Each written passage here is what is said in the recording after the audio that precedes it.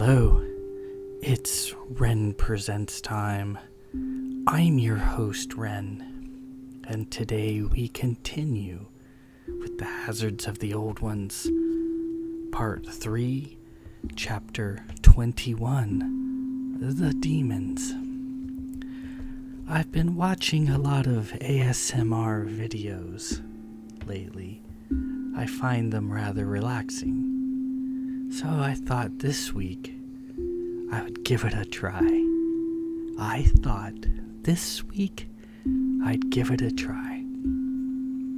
We'll see how it goes. Last week, there was a horrendous conflagration in Xandar Keep as Captain Davidge struggled with his people as he attempted to access the communications device on level 9 of Xandar Keep. The problem, there were a number of black hats, their naked Holgisman guard, and thousands upon thousands of STTs standing in the way. As they puzzled out a solution, Captain Davidge recalled the king telling him that he would come up with a diversion and they should not waste the opportunity. The diversion soon presented itself with a bunch of refugees simply emerging from the tunnels and running right past the black hats, who took the opportunity to attack them with Holgisman, Fist, and Shadow Tech, blowing a number of them away in the process. Captain Davidge was suitably horrified seeing this carnage unfolding before him. He told Kai and Inez, the hospitaler, to get into the communications room and send a message to the Seeker high in orbit. Yes, a message to the Seeker in orbits. Meanwhile, Captain Davidge attacked the Black Hats with his Karg and his sight, attempting to protect the remaining refugees. In this, he was largely successful, until a 3-mile-tall Shadow Tech meatball monster strode over the mountains and decided to send a tentacle down into the courtyard. Such an attack would be an area-affecting calamity, would kill everybody in the courtyard. However, Sig soon arrived and applied Silver Tech to the gigantic tentacle coming down upon them, which it quickly ate away at the Shadow Tech, and the meatball monster pulled back essentially a bloody stump. Silver Tech is quite adept at dissolving Shadow Tech. That's right, Silver Tech destroys Shadow Tech. Yes. Meanwhile, Kai and Inez enter the communications device. There's an ultra wave in there that Princess Marlith used to use to send clandestine messages to her ex-fiancé, Captain Davidge. And even though they were public enemies, even though they fought in space innumerable times, behind the scenes they were still quite tender with each other, and Marlith hoped to one day finish what was started at the wedding that never was. It never happened, though, because then Sig showed up, and then that was that. And then Marlith met her end at Sig's hands. Allegedly, her body was never found. And as we know in fiction, if there's no body, the character is not dead. Yes.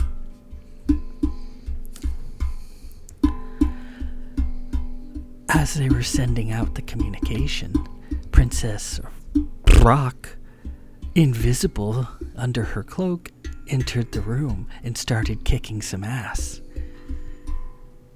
She beat the hell out of Kai and out of Inez, and even got Kai's gun, which for a Marine is a huge dishonor to be disarmed by an enemy. Well, Princess Rock had it, and she starts shooting at Inez, but he was too fast for her to hit. And eventually, just through dumb luck, just flailing away with her fists and her boots, and with Inez's jet staff, they eventually did enough damage to the princess that she had to flee the area, leaving them able to send their message, even though she shot the communications device up with Kai's SK. Bang, bang. Bang, bang. So that's where we left off. Oh, aboard the Seeker, they are looking for how Lord Milton of Hershey is able to access the Seeker as at his leisure. They assume he has some sort of device under cloak that allows him to perform this miraculous technology. And they are looking for it even as we speak. The message sent from below was received, contained the captain's code, so Lieutenant Verlin knows it's not a fake shadow tech message, and has decided to send the Seeker down into the atmosphere to go get the captain. Even though Sari, the helmsman, does not think that's a good idea, with the helm so badly out of balance. Lieutenant Verlin tells Lieutenant Sari to suck it up, and they're going down regardless. So that's where we are. This week, Chapter 21, The Demons, one of my personal favorites. Yes, it's one of my personal favorites. So, as we ASMR into this chapter, let's proceed immediately and find out what horrors await us. Chapter 21, The Demons.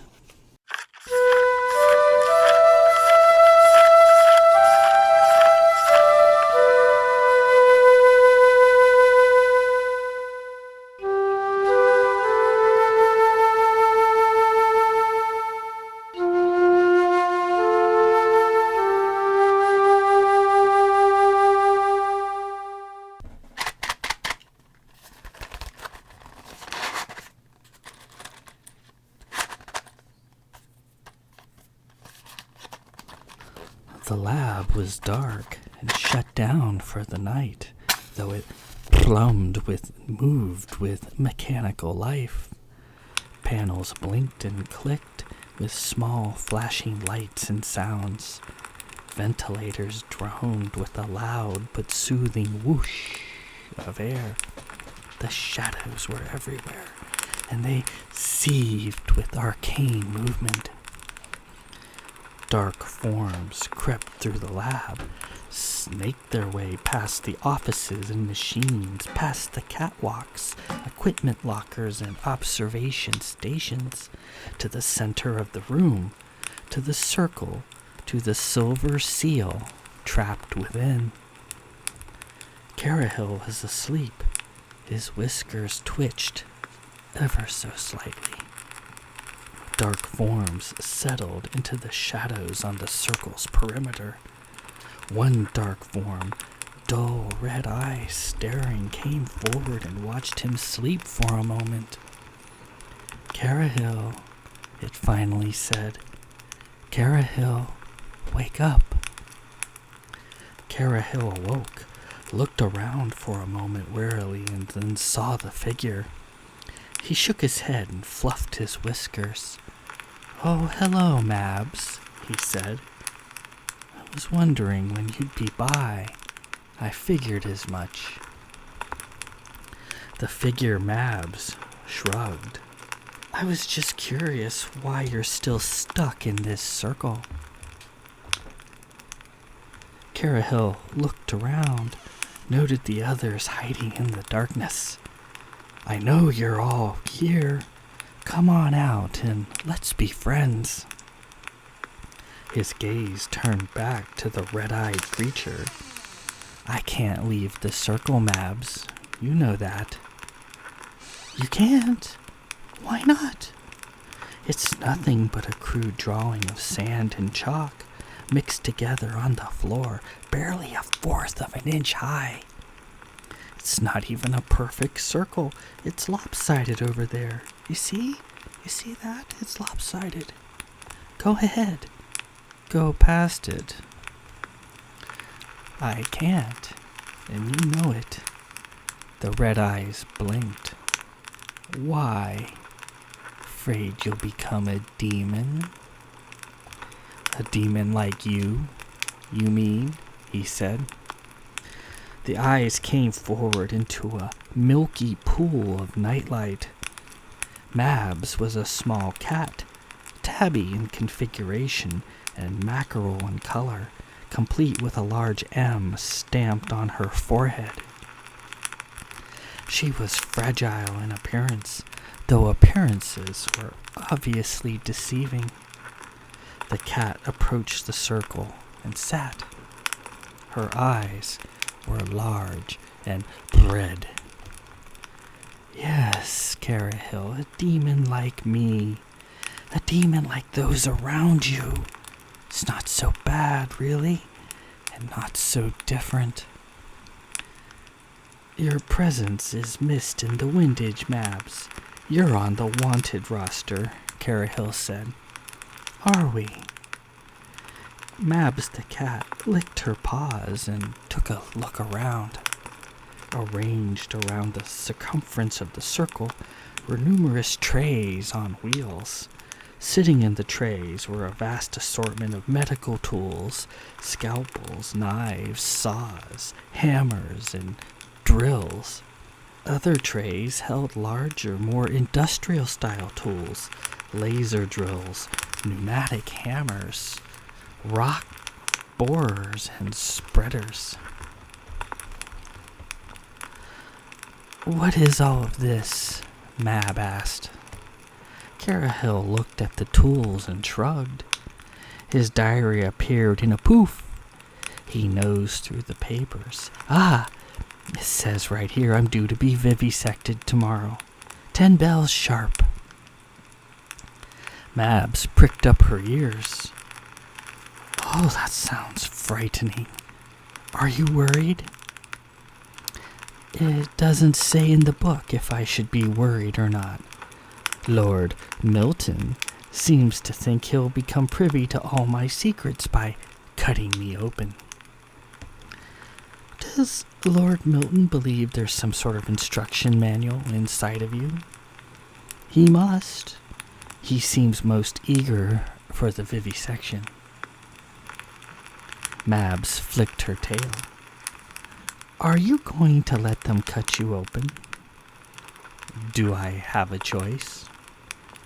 Beyond the shadows, there was restless movement. Well, certainly you do, Mabs said. Certainly you do. You don't have to sit there and let them try to cut you open. What rule says that? Show me the universal rule that says that. I'd never let them cut me open, no matter how far I fell. I'd have this silly lab on the ground, smoking in pieces. I'd have Lord Milton crawling before me, naked and humbled.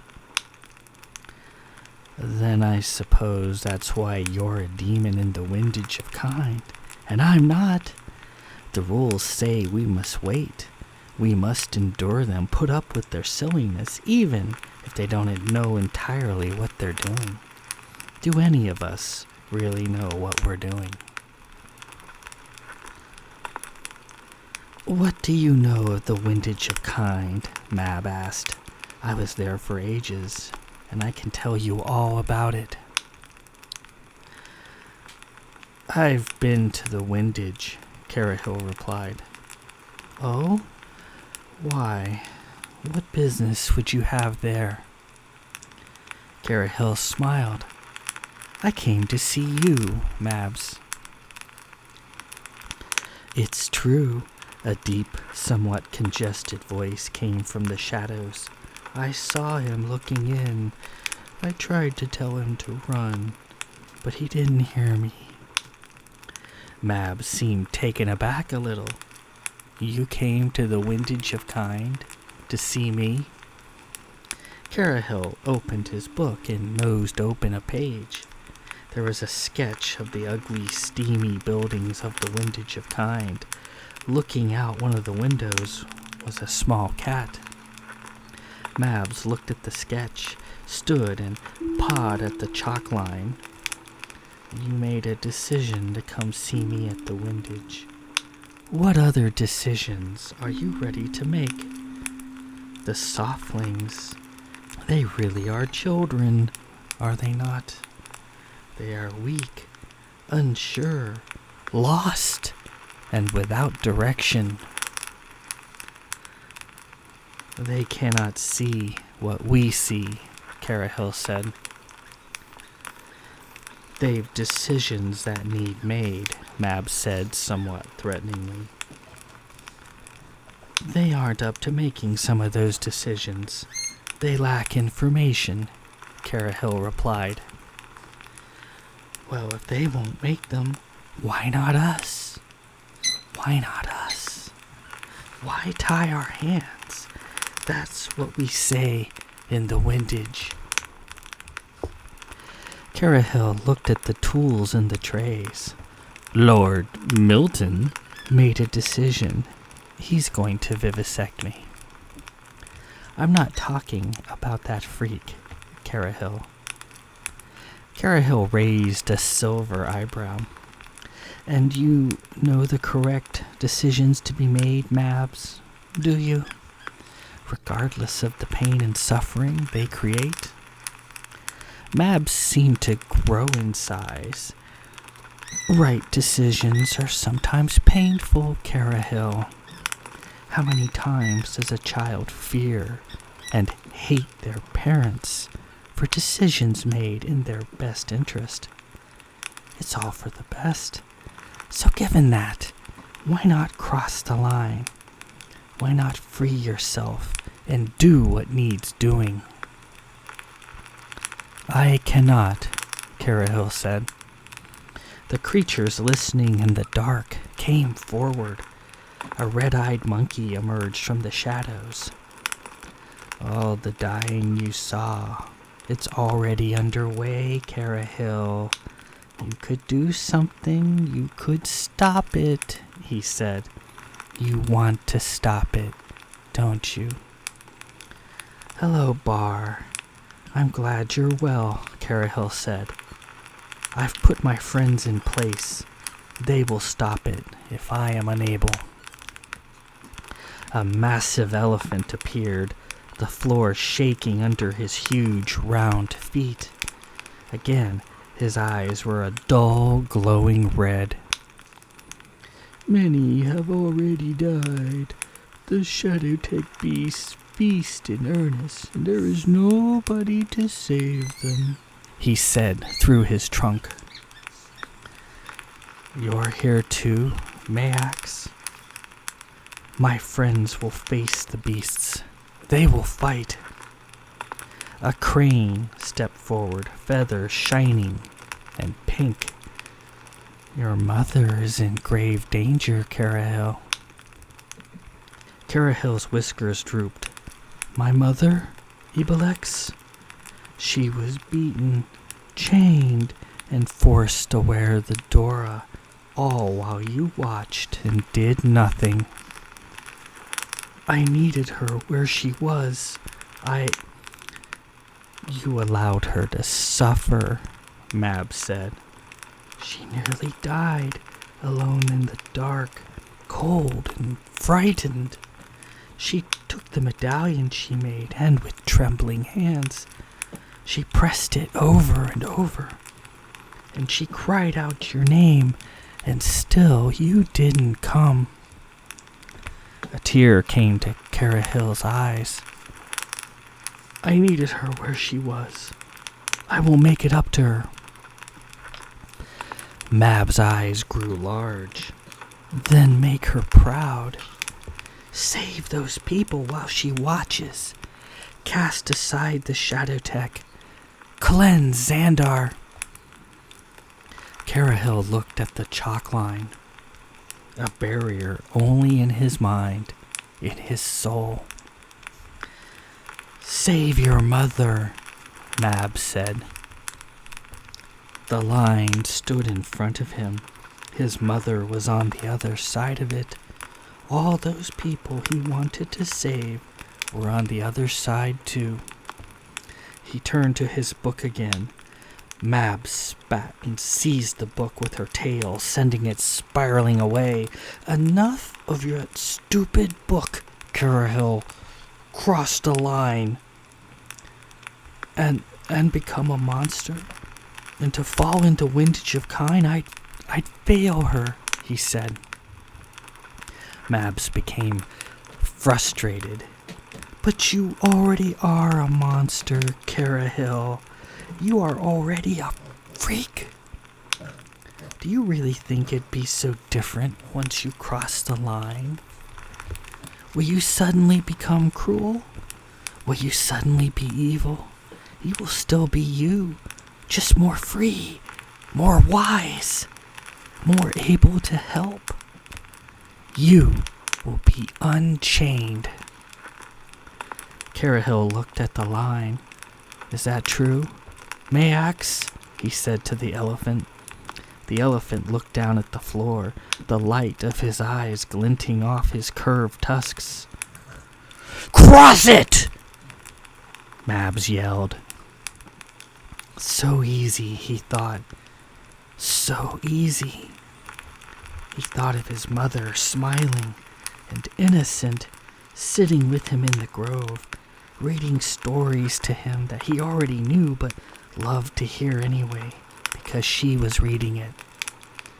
His mother in agony, wailing in the dark. He moved to the edge. "Yes, Carahil, cross over. Cross over and save those people. Save your mother. And join with us." Carahil glanced at his book. It was open to one of the many sketches of his mother, Lady Poe, so happy and so proud. He stopped, thought a moment, then backed away, and with good intentions I'd, through my actions, hurt, maim, and slay all those I wanted to save. That's not true. It is true. How many have you slain, Mabs? Not many. Really, not many. Come now, Mabs. Tell me about Zal 88. What about that? The cat's face darkened. Zal 88? The place of peace and enlightenment laid waste. The Zaffins tearing the throats out of other Zaffins. You were worshipped there as a goddess. It wasn't my fault. I gave them knowledge. Of course it wasn't.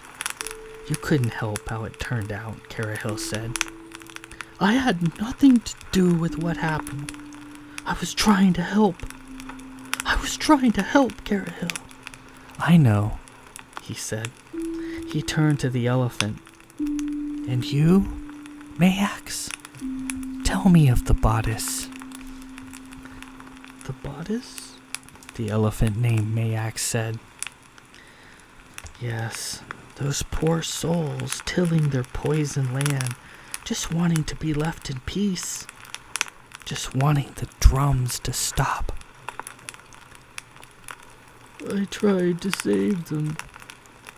The sisterhood didn't save them, so they turned to me. I tried to save the children. I loved those people. They were good people. I know you did. And the only mistake you made was that you tried to do it all for them. You didn't try to help them to save themselves. You didn't weight the scales. And look what happened.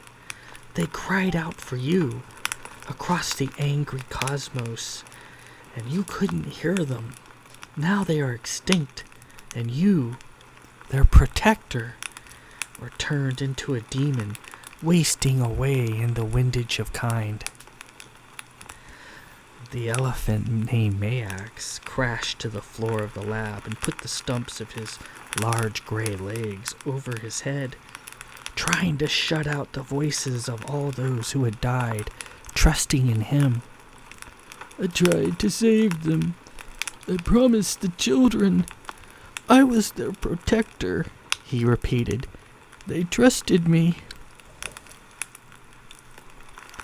The cat's face cringed in sadness. He didn't mean for that to happen. Why did all those souls have to die? How could we, who are so powerful, have failed so terribly?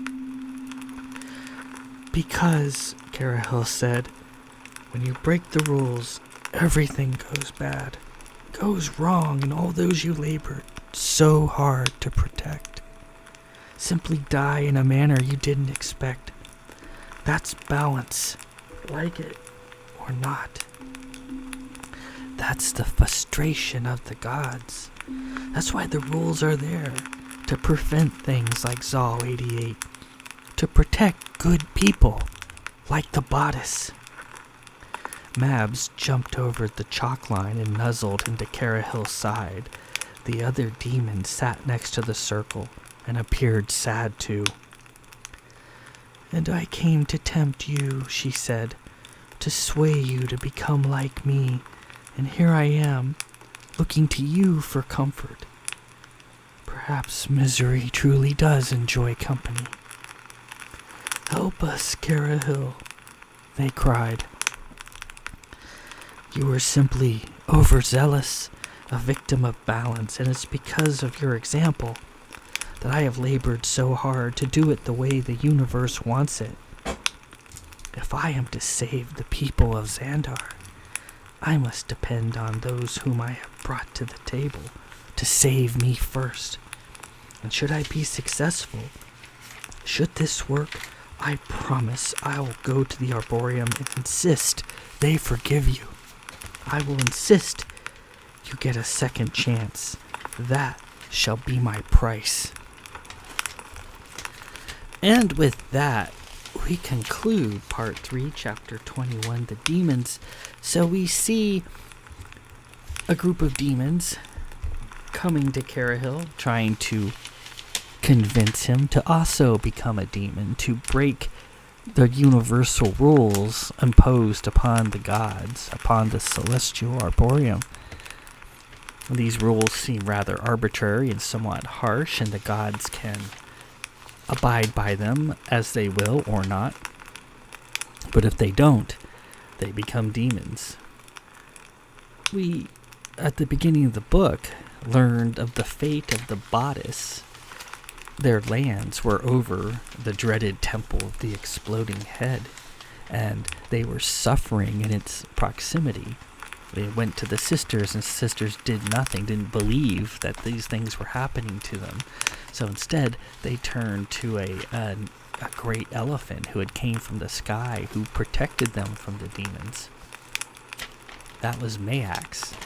And then Mayax broke universal balance by working so hard to protect the bodice when he should have been counseling them, guiding them on how to save themselves.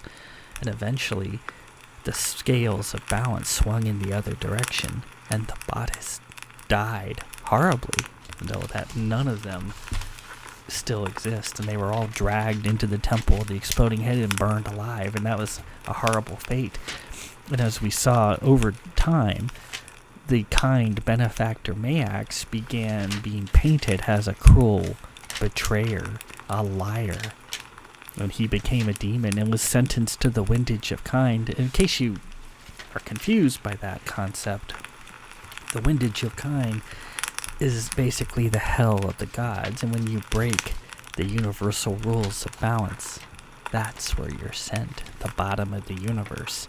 These scary, smoky, industrial-looking buildings where you're inside and you can't get out. Although you can get out because these demons escaped from the windage of kind. And then there's Mab Sornath, the cat, who, if we recall the story that was told previously in the book of Zal 88, a space station that became a center of great knowledge and enlightenment, Mabs was worshipped there as a goddess of knowledge and enlightenment, and she gave her followers great knowledge and great enlightenment, but she did it too much, and eventually Zal 88 was destroyed by the House of Xandar, and Mabs fell and became a demon. In case you haven't put two and two together, Mabs is also the cat that's been popping up all over the place. Remember, Kai saw a scary looking cat in Castle Blanchford. Also, she saw a cat outside her window. She heard a cat in the Hazards of the Old Ones, and she saw a cat that turned into a monster standing in her way as she tried to flee from the Sisterhood of Light. That was Mabs.